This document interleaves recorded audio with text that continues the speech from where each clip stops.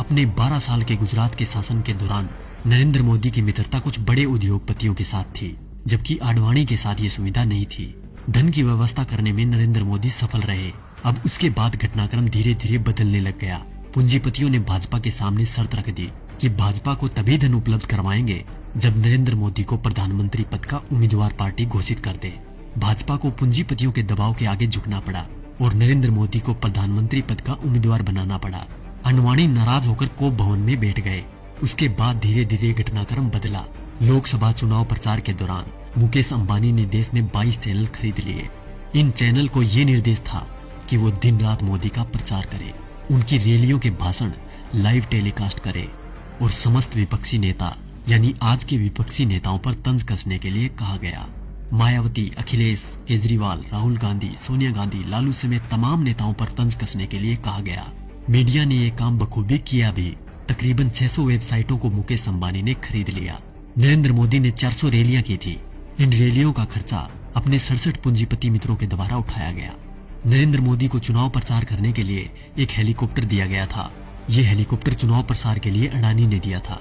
जैसे ही परिस्थितियां थोड़ी बदली, देश के प्रधानमंत्री मोदी जी बन गए। अरे मित्रों, मैं तो पीएम बन गया। पीएम बन के कैसा तन गया। ये विक्ट्री मेरी देखो, ये हिस्ट्री मेरी देखो, जैसे मॉडल मेरे गुजरात का। उसके बाद सिलसिला हुआ कर्ज उतारने का। तो सुनिए क्या क्या हुआ। अडानी को ऑस्ट्रेलिया के क्वींसलैंड शहर में खनन के लिए 600 करोड़ का कर्ज नरेंद्र मोदी ने दिलवाया। उनके पिछले 67,000 करोड़ के लोन को माफ कर दिया गया। मुकेश अंबानी को फ्री में 4G स्पेक्ट्रम दिए गए। इसके अलावा मुकेश अंबानी की कंपनी पर पिछली सरकार द्वारा लगाया गया जुर्माना माफ कर दिया गया। उनके भी कुछ कर्जों का राइट ऑफ कर दिया गया। दैनिक जागरण अखबार ने लोकसभा प्रचार के दौरान नरेंद्र मोदी का बखूबी साथ दिया था, इसलिए इस अखबार के मालिक को मोदी जी ने राज्यसभा में सांसद बना दिया। दैनिक भास्कर अखबार, जिसके मालिक वेदांता कंपनी है, उसको मोदी जी ने छत्तीसगढ़ में कोयले की खदान दिलवा दी।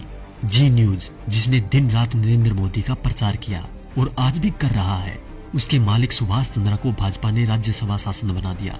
और अब बात करें किसान और गरीब लोगों की, तो शायद उनके बारे में मुझे बोलने की जरूरत ही नहीं, क्योंकि सभी नेता कोई भी पार्टी का हो एक ही बात बोलता है, कर्ज माफ, लोगों को नौकरी और लड़कियों को सम्मान। तो क्या हुआ भाई साहब, कर्ज तो आप सभी का माफ हो ही गया होगा और नौकरी भी लग गई होगी, आराम से घर बैठकर खाने की। वैसे देखा जाए तो हम जवानों को इस फोन से फुर्सत मिले तब ना। 4G की लहर ऐसी आई है, हमारी आवाज तभी निकलती है जब टिकटॉक और PUBG बैन हो जाए। वैसे भी टिकटॉक के बैन होते ही अंबानी ने 5 बिलियन का ऑफर दे दिया टिकटॉक को कि हमें बेच दो, हम खरीद लेंगे। और रही बात PUBG मोबाइल गेम की, तो PUBG बैन होते ही खबर आई कि हम 4G गेम मैदान में उतार रहे हैं। अच्छी बात है, मेक इन इंडिया होना भी चाहिए, पर शायद अब इस गेम से युवा गलत दिशा में नहीं जाएंगे, क्योंकि इसको गंगा के जल से धोकर लॉन्च किया जाएगा। तो देखा दोस्तों, ये थी खबर। बाकी जो मीडिया दिन रात आपको दिखाता है वो तो सिर्फ उसका प्रचार है। साथियों, ये खबर हर फोन में होनी चाहिए, जिससे कि बीजेपी की इस करतूत का सबको पता चल जाए।